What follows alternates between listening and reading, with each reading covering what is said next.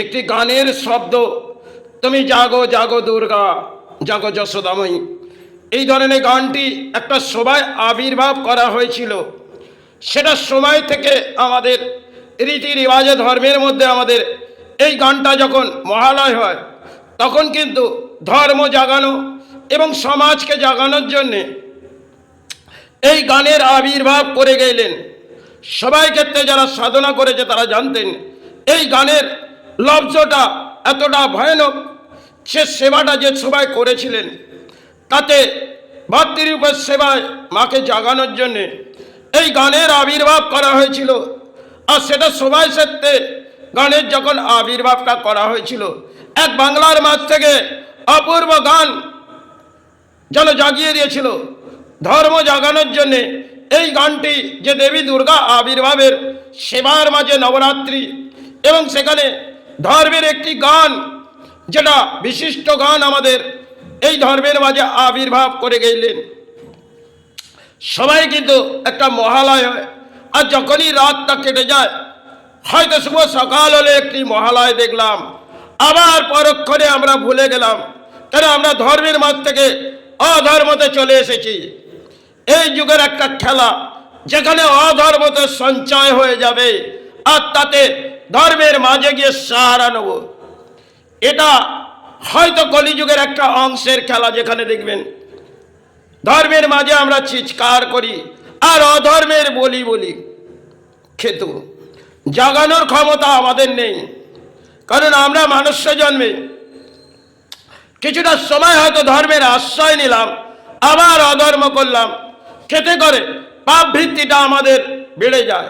হয়তো আমরা ভাবলাম এতে মাত্রই আমাদের সাহারা দিয়ে দেবে। না, আপনার যতই দুরবস্থা থাকুন, আপনি পথে কাটান, কিন্তু কারোর সাহারা গ্রহণ করবেন না। এটা আমার ব্যাখ্যা, হয়তো আমি জীবনে এটা কাটিয়েছি। কারণ একটা সময় যখন ঝড় বয়েছিল, আমাকে সেবা নির্দেশ দিয়ে বন্ধ করতে হয়েছিল। তাই আজ আছি, হয়তো কাল মাতৃচরণ। এই সেবাটা জীবনের শেষ সেবাই ভাববো, যেটা ফলারিনি। এই সেবার মাঝে আমি ধর্ম জাগাতে আসিনি, আর ধর্মের কোনো ক্ষয়ক্ষতি আমি চাই না। কিন্তু আজকে যে সমাজে এসছে, সেটা কিছু গানের মাঝ দিয়ে ব্যাখ্যা দিচ্ছেন, কিন্তু অধর্মের বলি বললে সেটা কিন্তু একটা সময় আপনাকে দণ্ড পেতে হবে।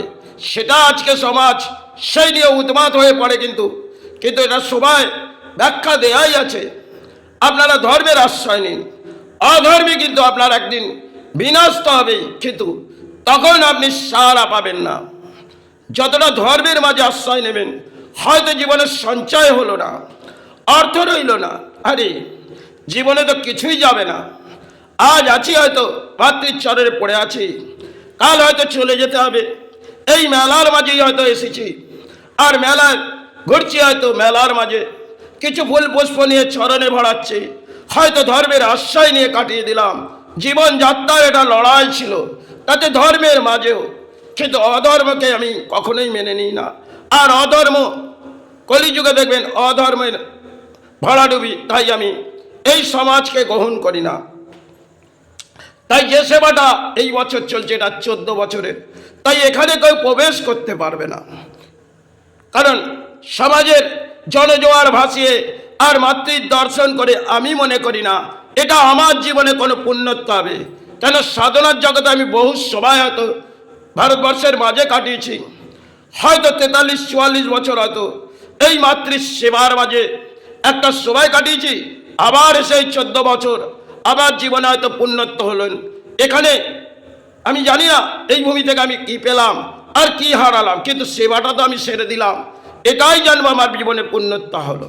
তাতে সমাজ আমার ব্যাখ্যা গ্রহণ করুক আর না করুন, কেন সামাজিক অর্থ নিয়ে আর কোনো দানবৃত্তি নিয়ে আমি তো মায়ের চরণ ভরাইনি। তাতে মা যদি আমাকে ক্ষমা করে দেয়, কারণ আমি যে কাজ করেছি সেটা ধর্মের আশ্রয়। অধর্মকে আমি কখনোই মেনে নিইনি, আর বেঁচে থাকাকালে মেনে নেব না।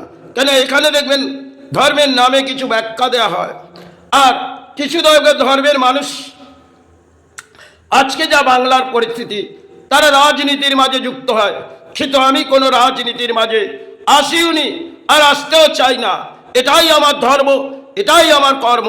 হয়তো সাথে কর্ম আছে তা নিয়েই লড়াই করি, প্রাণের যারা ব্যাধি আছে তা নিয়েই হয়তো কাটিয়ে নিলাম। জীবনে আজ আছি তো কাল যেতেই হবে, তাই মেলার মাঝে ঘুরতে এসেছি, আজ নয়তো কাল এই মেলা থেকে পারাপার হয়ে শ্রীচরণে যেতে হবে। এটাই হয়তো ভাবলাম।